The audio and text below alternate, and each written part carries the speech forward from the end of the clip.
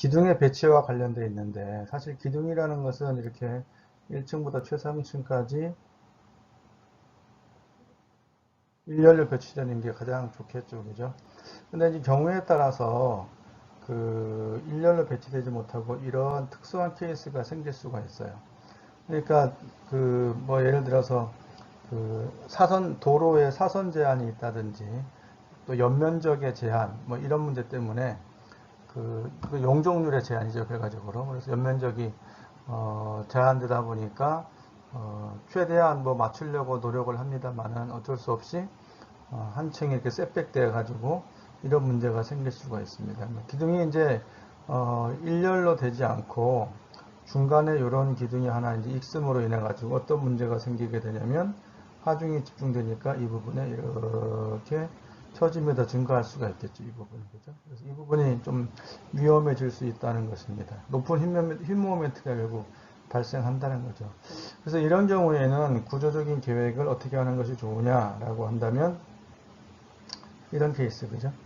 그러니까 이 똑같은 스판이 되는 요 길이만큼을 가운데로 옮기는 거죠. 가운데로 와서 양쪽으로 경사지게 하거나 그렇지 않다고 하면은 여유가 되면 이렇게 경사 기둥을 해서 기둥과 기둥에서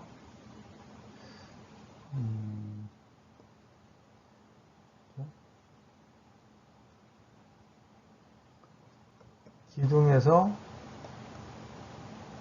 기둥으로 바로 연결되도록, 그죠? 힘의 전달은 이렇게 흘러가야 되니까 힘의 전달을 위해서는 기둥과 기둥이 연결돼서 부득이하게 이렇게 경사 기둥도 가능할 수 있다는 겁니다. 그래서 이러한 경우는 뭐 사실 흔치 않은 경우이긴 하지만 실제로 건물을 설계하다 보면 이럴 때 어떻게 판단을 어떻게 할 것인가에 대한 어떤 고민이 될 때가 많이 있습니다. 그래서 이런 경우보다는 이런 경우가 훨씬 나은 케이스다라고 이렇게 볼 수가 있습니다. 물론 이런 경사기동을 하기 어렵다고 한다면 이 부분에 대해서 별다른 또 조치를 취해야 되겠죠, 그죠? 이 부분에 어떠한 그 수평부재, 그죠? 수평부재 강성을 높여줘야겠죠, 그죠? 뭐 두께를 좀 키운다든지 탄성계수가 좀 더 큰 재료를 사용한다든지 이런 어떤 조치를 취해야 되겠다 이렇게 볼 수가 있습니다. 자, 그래서 부재의 배치는 이 정도로 해서 마치기로 하고 다음 파트로 넘어가겠습니다.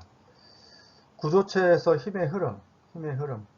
우리가 사실 하중이 그러니까 그 구조 개념 지난 이번 학기 초반부에 설명하면서 하중을 설명할 때 하중, 고정하중, 활하중, 풍하중, 지진하중, 적설하중 이런 하중들이 건물에 작용함으로 인해서 건물에 변형이 발생하게 되는데 그런 변형을 억제하고 하중을 제어하기 위해서는 하중이 최초 작용되는 위치로부터 땅까지 무리 없이 잘 흘러가야 된다 그랬습니다. 그래서 그런 흐름에 대한 얘기를 잠깐 했는데 이번 시간에 다루고자 하는 것들은 구조체를 실제로 설계하면서 각각의 요소별로 하중이 어떻게 흘러가는지, 즉 구조 시스템에서 구조체라기보다는 구조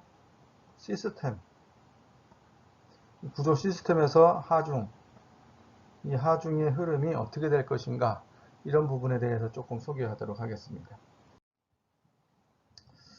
일단 통나무 주택을 예를 들어서 힘의 흐름을 간단히 기본적인 개념을 좀 가져보려고 합니다. 로그하우스에서 연직 하중은 골조나 벽체를 통해서 집안으로 흘러가요. 집안. 그렇죠? 땅으로 흘러가야죠. 그랬을 때 그 하중이 흘러가는 과정에 있는 각각의 구조부재나 접합부는 그 힘에 충분히 견뎌야 됩니다. 당연히 수평하중에도 잘 견뎌야죠. 수평하중은 바람이나 지진 같은 거죠. 결과적으로 강한 풍압력으로 인해서 지붕이나 벽체가 위로 솟구치는 힘이 발생하기도 합니다. 이거 내가 그 하중의 종류 설명할 때 특히 풍하중을 설명할 때 그 하중으로 인해서 건물에 나타날 수 있는 특성을 한번 얘기를 했습니다. 즉 이렇게 적설하중이나 자중 같은 어떤 수직하중이 작용하게 되면 그 수직하중은 최초 이제 지붕에 작용되는 하중이 지붕 밑에 있는 이 동바리로 갈 것이고 여기 하중들이 볼을 통해서 흘러가서 밑으로 수직 벽체를 타고 내려가서 이 기초로 전달되고 기초 밑에 이 집안으로 하중이 흘러가야 되겠죠. 당연히 풍압력도 마찬가지입니다. 하중이 풍압력이 작용하게 되면 이 벽면을 타고 내려갈 것이고 수평구조를 타고 올라가서 또 이 벽면을 타고 내려갈 것이고 지진도 마찬가지고요. 그래서 최종적으로 기초까지 무리 없이 전달될 수 있어야 된다는 것입니다. 때로는 풍압력 때문에 하중이 풍압력이 작용해서 이렇게 타고 넘어갈 거 아니에요. 그죠? 바람이. 그죠? 그랬을 때 이 바람이 일로 밀고 올라가면서 계속 올라가면서 이 지붕을 끌어올리는 거죠. 그걸 인발력이라 그래요. 그래서 솟구치는 힘이 발생하기도 한다는 겁니다. 그래서 바람이 센 지역에서는 이게 솟구치는 그러지 않도록 뭔가 눌러주거나 무게가 무거운 재료를 사용하거나 아니면 바람이 부드럽게 잘 흘러갈 수 있도록 지붕의 경사를 조절한다거나 뭐 이러한 어떤 조치를 취할 수 있어야 되겠죠. 어쨌든 하중이라는 것은 바닥에 작용한 하중이 전통적으로 보게 되면 어디로 가야 돼요? 바닥의 하중이 작은 보로 가는 거죠. 작은 보의 하중이 큰 보로 가고 큰 보의 하중이 어디로 가요? 기둥이나 벽체로 가는 거죠. 이 하중이 어디로 가요? 그 다음에 기초로 가고 기초의 하중이 이제 집안으로 흘러가서 결국으로 하중은 작용했을 때 최종적으로 집안으로 흘러가야 되는 거죠. 이 과정에서 각각의 구조 부재는 내력을 생기는 거죠. 즉 부재력을 가져야 된다는 거죠. 그래서 이러한 어떤 힘의 흐름 특성을 통해 가지고 건물의 안전성을 확보할 수 있다. 이렇게 설명할 수가 있습니다. 자, 단순보를 가지고 한번 보도록 합시다. 단순보는 다 잘 알죠. 그죠? 한쪽은 단순보는 이렇게 보가 있으면 회전과 이동 지점으로 지지하고 있는 보를 단순보다 그랬습니다. 이 단순보에 하중이 작용하게 되면 이 보는 휘어진다. 구부러진다. 그래서 이렇게 구부러지면서 아랫부분은 인장 늘어나니까 윗부분은 압축 줄어든다. 이런 상태가 된다 그랬죠. 그래서 늘어나고 줄어드는 부분을 가지고 어떻게 늘어나고 어떻게 줄어드느냐 변형과 그 다음에 결국 잡아당기는 힘과 누르는 힘, 인장력과 압축력에 의해서 이 단면에는 응력이 발생하는 거죠. 그래서 그 응력이 어떻게 분포되는지를 그림으로 나타내는 것이 여기 있는 이 그림과 같은 거예요. 실선은 압축응력, 파선은 인장응력입니다. 그래서 압축응력은 이렇게 분포를 해요. 아치 형태로 위로. 그 다음에 파선, 인장응력은 거꾸로. 그 파선으로, 점선으로 되어 있는 거죠. 그러니까 결과적으로 어떻게 되냐면 여러분 이거 콘터 보는 거 알죠? 그죠? 콘터가 좁으면 가파른 거죠. 센 거죠. 콘터가 넓으면 좀 약한 거죠. 그죠? 우리가 돼지 콘터 모형 뜰 때도 보게 되면은 이게 등고선의 그 거리가 가까울수록 경사가 급한 거 아니에요. 그죠? 등고선의 거리가 멀면은 경사가 완만한 거고 그런 거랑 같은 개념으로 이해를 하면 됩니다. 이 그림을 잘 보면 인장 여기가 제일 싸잖아요. 좁잖아. 그죠? 아니 압축력 좁잖아. 여기가. 인장력도 여기가 좁죠. 여기는 넓잖아. 그죠? 그러니까 이 부분이 가장 큰 인장력, 가장 큰 압축력이 발생하는 거죠. 그래서 올라갈수록 가운데 센터를 기준으로 이렇게 된다 했잖아요. 그죠? 중립축을 중심으로 이렇게. 중립축. 그래서 가장 큰 인장력, 가장 큰, 압축응력, 여기는 가장 큰 인장응력이 되는 이런 부분이라고 볼 수가 있습니다. 그래서 인장력이 가장 큰 부분이 여기서 제일 많이 늘어나는 부분, 제일 많이 파괴가 되니까 이런 부분에다가 우리가 설계를 할 때에 철근을 여기다가 이렇게 배치하는 거죠. 철근을 배치해서 철근을 보강하는 것이 그래서 효과적이라고 볼 수가 있습니다. 그래서 등분포 하중이 작용하면 이렇게 될 것이고 집중 하중이 작용하게 되면은 하중의 작용점에 큰 힘이 걸리게 되니까 여기가 먼저 파괴가 먼저 일어납니다. 그래서 파괴가 먼저 일어나기 때문에 이 부분에는 콘타가 이렇게 없어지는 부분으로 최종적으로 평가가 되는 거죠. 그래서 단순보에서는 힘이 이렇게 된다. 이렇게 돼서 구조물의 어떤 파괴 형태를 보게 되면은 이 압축응력하고 인장응력 선에 따라서 균열이 이제 발생하게 되는 거죠. 인장응력이 이렇게 되기 때문에 인장응력과 직각 방향으로 사실 균열이 발생하게 돼요.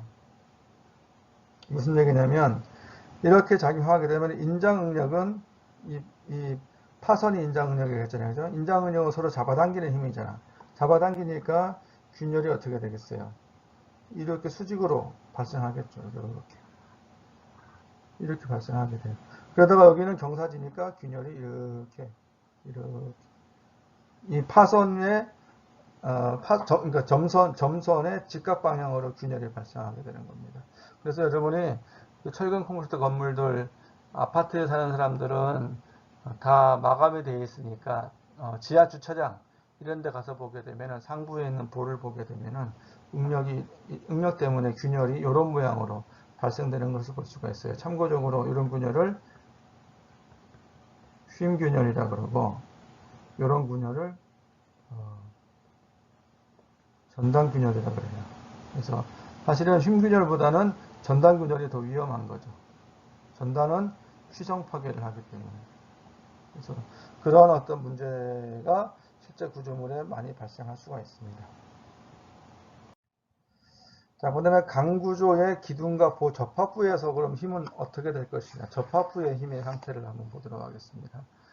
사실은 접합부가 굉장히 중요합니다. 접합부가 제대로 설계되지 않고 시공이 완벽하지 않으면 보의 힘이 기둥으로 전달되지 못하기 때문에 효과적으로 전달되지 않는 거죠. 그 다음에 보와 기둥이 접합이 잘 안 되어 있으면 효과적으로 힘을 분산시키지도 못합니다. 그래서 접합부는 굉장히 중요한 구조 설계 요소라고 볼 수가 있습니다. 강구조 강설골조가 아니라 옥타가 났네요.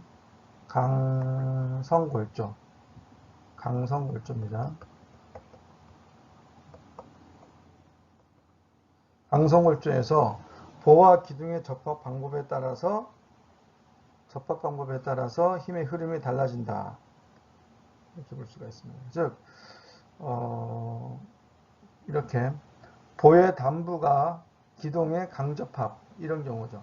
여기 완전히 용접되어 있는 경우, 용접된 경우에는 보에서의 힘 모멘트와 전단력이 기둥에 전달돼요. 그러나 거세 플레이트나 브라켓 등을 해서 핀 접합될 경우, 이런 경우가 핀 접합이에요.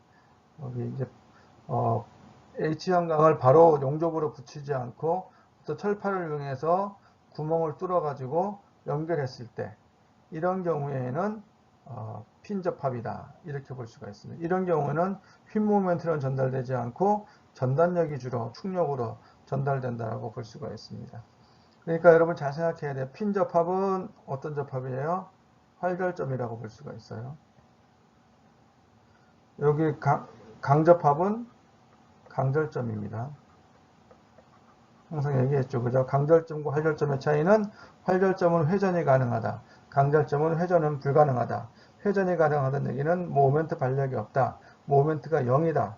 그래서 모멘트가 0이기 때문에 모멘트가 전달되지 않는다라고 볼 수가 있어요. 그러나 강절점은 모두가 고정 강접합이 되어 있기 때문에 모멘트도 전달되고 충력도 전달되고 기둥도 전달되는 이러한 상태라고 볼 수 있습니다. 이 브라켓이라는 것은 뭐냐면 여러분 지금 1학기 때 아마 철골 구조 설계 했죠, 그죠? 거기서 나왔을 거예요. 이렇게 기둥이 있으면 이게 기둥이죠.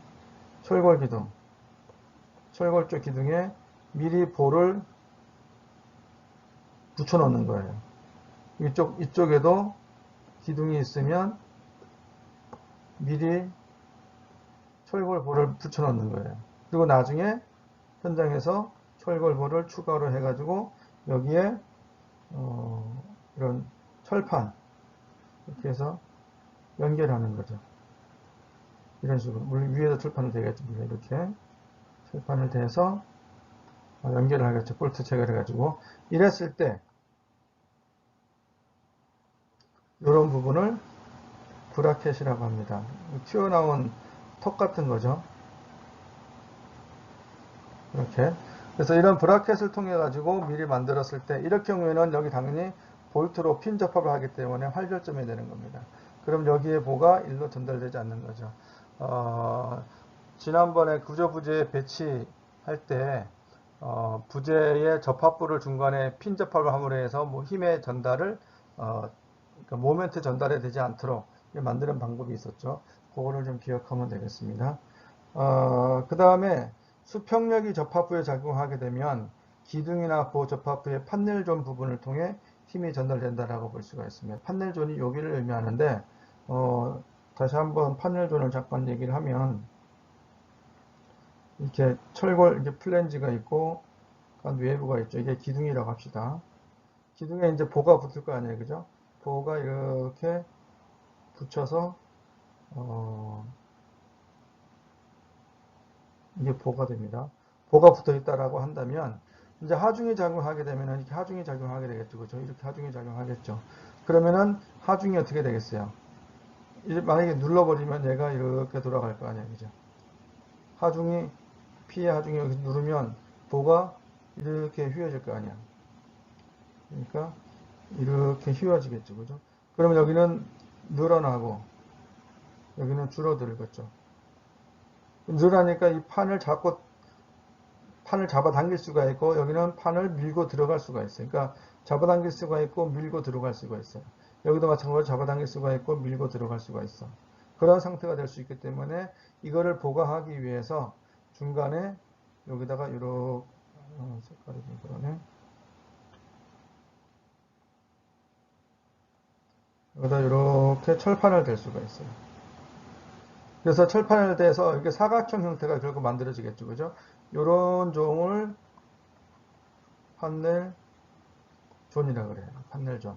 이 판넬존 부분을 통해서 이쪽의 하중이 이쪽으로 전달되는, 기둥으로 전달되는 이런 역할을 하게 됩니다. 그래서 그러한 개념으로 기둥과 부에서는 힘이 흘러간다. 이렇게 보면 되겠어요. 그 다음에 통형 볼트, 롱 볼트라고 되어 있는데, 볼트는 뭔지 알죠, 그죠? 나사 접합하는 볼트는 이렇게 볼트라 쓰고, 이 볼트는 아치 구조에 확장된 게 볼트 구조라고 볼 수가 있죠. 그림으로 봅시다. 이렇게 통형 볼트가 있습니다. 통형 볼트는 스팬 중앙 부분은 꼭대기 부분의 압축력, 이 꼭대기 부분, 이 부분이 압축력이 됩니다. 하부에 인장력이 작용하는 곡면판 모양의 보로 거동하게 됩니다. 그래서 위로 눌렀을 때는 이 부분이 압축력, 우리가 아치 구조가 이렇게 되는 거죠. 여기 이렇게 지지되고 있으니까 어떻게 되겠어요? 하중이 작용하게 되면 이 하중 때문에 여기 가운데 부분이 이렇게 눌러지겠죠, 그죠? 눌러지다가 불렀다가 이렇게 퍼지려고 그래요. 근데 여기는 퍼지진 않죠. 왜 안 퍼져요? 지지되고 있으니까. 그러니까 불렀다가 이렇게 되겠죠. 결과적으로는 이렇게 되겠지. 이런 식으로. 그렇죠?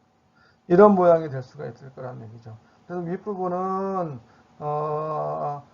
여기 있는 것처럼 압축력을 받고 아랫부분은 벌어지려고 하니까 인장력이 작용하는 그런 곡면판 모양의 보로서 작용을 한다는 겁니다.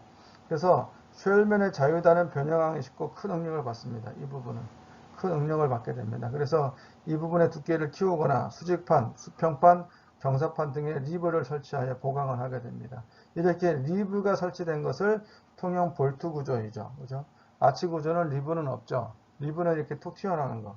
이렇게 평평한 판이 있는데 여기에 뭔가 이렇게 튀어나온 거 있어요. 이렇게. 요거를 리브라 그래요. 리브. 그래서 그런 용어를 가지면서 보강을 할 수가 있게 됩니다. 우리가 책상 같은 거도 보게 되면 책상이 좀 길다, 판이 넓고 길다 가면은 책상 밑에 보면은 강목 같은 걸로 이렇게 하나를 보강해 놓은 걸 볼 수가 있어요. 그런 것이 다 리브의 역할입니다. 리브를 설치해서 보강함으로 인해서 휘어짐에 대해서 저항 성능을 높인 그런 상태라고 볼 수가 있죠. 자, 통형 볼트에서 힘의 흐름이 어떻게 되는지를 좀 봤고요. 그 다음에 절판 구조, 폴디드 플레이트 스트럭처에서는 어떻게 힘이 흘러가는지를 잠깐 보도록 하겠습니다. 평면판의 중립면에 직각 방향으로 힘을 받는 슬래브 작용, 요겁니다. 요게 평면판이죠, 그죠? 평면판의 직각 방향으로 힘을 받아요, 슬래브 작용으로 해요. 그리고 요 파넬 작용이라 해가지고 판으로 길이 방향으로 길게 힘이 작용하는 것을 파넬 작용이라 그래요. 그래서 중립면 방향으로 힘을 받는 파넬 작용 두 가지의 효과가 있다는 것입니다. 그래서 절판 구조는 이렇게 힘이 크게 옆으로 흘러가면서 슬래브처럼 좌우로 퍼져가는 이런 힘으로 작용하기 때문에 힘이 분산이 돼요. 힘이 분산됨으로 인해 가지고 두께가 얇으면서도 넓은 판을 만들 수 있는 그러한 조건을 가지게 되죠. 더구나 이게 각도가 짐으로 인해 가지고 힘이 확실하게 꺾여지는 거죠. 힘이 확실하게 구분돼서 작용되가 있는 거죠. 그래서 요거를 떼어내서 보기에 이런 면작용을 하게 됩니다. 그래서 이렇게 두께가 굉장히 두껍죠, 그죠? 이렇게 두껍잖아. 두꺼운 두께가 있기 때문에 하중이 작용해야 되더라도 뭐랄까 강성이 굉장히 큰 거죠. 두께가 두꺼우면 강성이 커진다 했잖아요. 12분의 pH3도 자꾸 기억하세요. 그러한 상태로 반응, 즉 거동을 할 수 있다는 거죠. 그래서 이러한 특성을 이용해서 절판 구조가 설계되었다 이렇게 보면 되겠습니다. 그 다음에 케이블 구조. 케이블은 잡아당기는 케이블 구조죠. 그래서 아래로 매단 케이블에 위로 블록한 누름 케이블을 긴장시켜 초기 응력을 주기 때문에 변형이나 진동 발생이 어려운 구조가 된다. 이런 얘기죠. 그죠?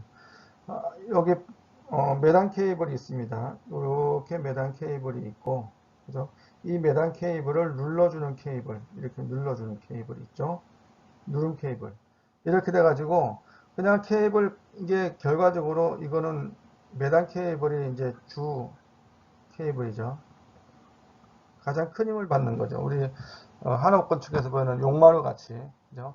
정점을 이루는 아주 강한 힘을 받는 큰 케이블이 있고 그 케이블을 일정한 간격으로 누름 케이블로 눌러주면서 위에서 눌러주는 거죠. 위에서 눌러주면서 잡아당겨 주니까 얘가 팽팽하게 돼가지고 결국 긴장시켜서 팽팽하게 돼서 초기 응력을 주기 때문에 이런 경우는 아주 튼튼하게 뭐 변형이나 진동 발생이 어려운 구조이죠.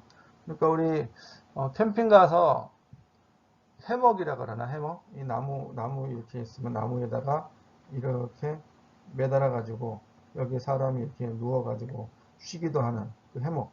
해먹과 같은 개념으로 이해를 하면 됩니다. 그 전에 전체 형태가 가우스 곡률이 음인 이중곡면돼요. 이거. 그죠?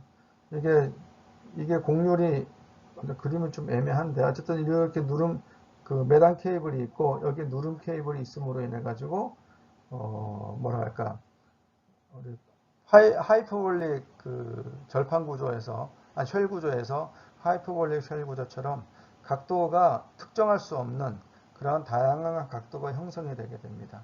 그래서 곡률이 음이란 얘기는 위로 볼록하기 음이죠. 이게 양이 될 것이고 이런 곡면이 되어서 휘묵력에 대한 저항 능력을 높여준 이런 것이 케이블 구조다라고 볼 수가 있습니다. 그 다음에 이제 매단 지붕에서는 힘이 어떻게 되느냐 현수 구조가 되겠죠. 이렇게 현수 구조가 많이 있게 됩니다. 경사 매단 형식, 지주에서 경사직에 당겨진 케이블로 지붕을 매단 거 이런 거죠. 경사직에 이게 지붕인데 이 지붕을 경사직에 잡아당긴 거죠. 이렇게 된 거. 우리 교량에서는 내가 앞에 시간도 설명했던 것 같은데 사장교가 대표적인 이런 케이스가 되겠죠. 현수 형식 이렇게 현수 서스펜션 가장 대표적인 게 교량에서도 우리 뭐 남해대교라든가 미국의 샌프란시스코에 있는 뭐 골든게이트 브릿지 금문교 이런 것들이 대표적인 현수 형식이죠. 현수 케이블 여기 현수 케이블입니다. 이렇게 현수 케이블이 있고 이 현수 케이블에 매단 케이블이 또 있습니다. 그래서 이 판을 지붕이라든가 교량의 상판을 지지하는 형식을 볼 수가 있습니다. 그 다음에 이제 단순 매단 형식 아치 등에서 연직으로 매단 케이블로 지붕을 지지하는 거. 아치 구조를 해놓고 아치는 굉장히 압축력을 많이 받으니까 이게 압축력이잖아요, 그죠? 압축력을 다 받으니까 거기에 이렇게 케이블을 매달아서 지붕을 매달 수도 있습니다. 이런 식으로 해서 지붕을 만들므로 인해 가지고 구조체를 그러니까 구조 시스템을 만들고 또 구조 설계를 하는 이런 방식으로 건물이 또 설계될 수 있다 이렇게 볼 수가 있습니다. 그래서 우리가 이런 것들을 잘 응용하게 되면 구조물을 설계가 참 풍부하고 재미있게 될 수가 있습니다. 그래서 구조 설계가 구조 디자인을 통해 가지고 좋은 그런 결과물을 좋은 건축물이죠. 그죠? 그런 건축물을 만들 수가 있는 것입니다. 깔라트라바 건축이라든가, 그 다음에 읽었던 건축기술의 표현이라든가, 이런 부분을 보게 되면은, 과감하게 구조적인, 디자인적인 시도를 하면은, 건축물의 어떠한 디자인 효과도 얻을 수가 있고, 구조적인 안정성도 얻을 수가 있고, 또 효율성도 얻을 수가 있고, 경제성도 동시에 얻을 수 있는 그런 장점이 있을 수 있겠죠. 자, 힘의 흐름 마지막 부분인데 쉘 구조가 되겠습니다. 쉘 구조는 우리가 앞에서도 지난 시간에도 살펴봤지만은 얇은 두께로 인해서 자유로운 어떤 곡면 구성을 통해 가지고 힘을 받아주는 이런 형태죠. 그래서 적당한 곡률 강성을 유지하게 해서 얇은 두께로 힘 모멘트에 견디게 하고, 그 부재는 압축력과 인장력의 흐름으로 형태를 유지하는, 당기거나 누르는 힘을 조합함으로 인해 가지고 휘 모멘트를 견디게 한 이런 구조 형식이라고 볼 수가 있습니다. 그러니까 이 EP 쉘처럼 한 장의 면이 네 변이 각각 아치 모양으로 이쪽도 휘어지고 이쪽도 휘어지고 이쪽도 휘어지게 해가지고 고정시킴으로 인해서 여기서 반력이 발생하게 되고, 이 각각의 이 휘어진 아치이기 때문에 결국 압축력을 받는 이런 상태가 되는 거죠. 그렇게 만든 것을 EP 쉘이라고 그러고, 안장형 쉘 같은 경우는 여기 그림에 보는 것처럼 두 개의 변에만, 이쪽 면하고 이쪽 면만 아치를 했어요. 그리고 나머지는 그렇게 두지 않고 고정시키지 않았어. 그래서 나머지 두 변이 여가치 모양으로, 그죠? 이게 거꾸로 이렇게 붕 들어갔잖아요. 그죠? 여기도 이쪽도 마찬가지로 들어갔을 거예요. 그래서 그런 쪽으로 휘게 해서 보강한 쉘을 안정형 쉘이라고 합니다. 그래서 그 앞에서 케이블 구조에서 매단 케이블처럼 인장력을 받는 케이블이 있고, 누른 케이블처럼 압축력을 받는 그런 방향으로 쉘 구조가 형성이 되는 거죠. 그 다음에 하이퍼볼릭 쉘 같은 경우에 평면 형상을 사각형으로 해가지고 한 장의 면에서 두 변만을 지면에 접하도록 한 쉘. 그죠? 요 면에서 이쪽 면하고 이쪽 면이 한쪽에서 지지되도록 만든 거죠. 이쪽도 마찬가지죠. 두 면에서, 그러니까 한 지점, 1번 지점에서 요거와 요거 두 개의 면을 만나게 했고, 2번 지점에서 요거와 요거 두 개의 면을 만나게 해가지고 쉘 구조를 형성한 이러한 구조가 되겠습니다. 그래서 역으로 이렇게 눌러지는 부분을 인장력이 받는 부분이 될 것이고, 역으로 여가치가 된 부분이죠. 그 위를 가로지르는 것을 압축력으로 받는, 마찬가지 안장형 쉘도 같은 개념이었죠. 그러나 EP 쉘 같은 경우는 인장력은 없죠. 전부 다 압축력만 발생하는 이러한 상태로 구조물이 만들어지게 됩니다. 자, 이렇게 해서 구조체에서 특수한 우리가 골조 구조도 마찬가지, 벽체 구조도 그거는 가장 일반적인 것으로 수직 수평 하중에 대해서 지방까지 흘러가게 만든 것이고, 특수한 구조로 절판 구조라든가 쉘 구조라든가, 그다음에 매단구 서스펜션 구조라든가, 그다음에 볼트 구조, 이런 부분에서 하중이 어떻게 흘러가게 되는지, 하중이 작용했을 때 그 하중이 어떻게 지점으로 흘러가게 되는지, 이러한 부분에 대해서 살펴보았습니다.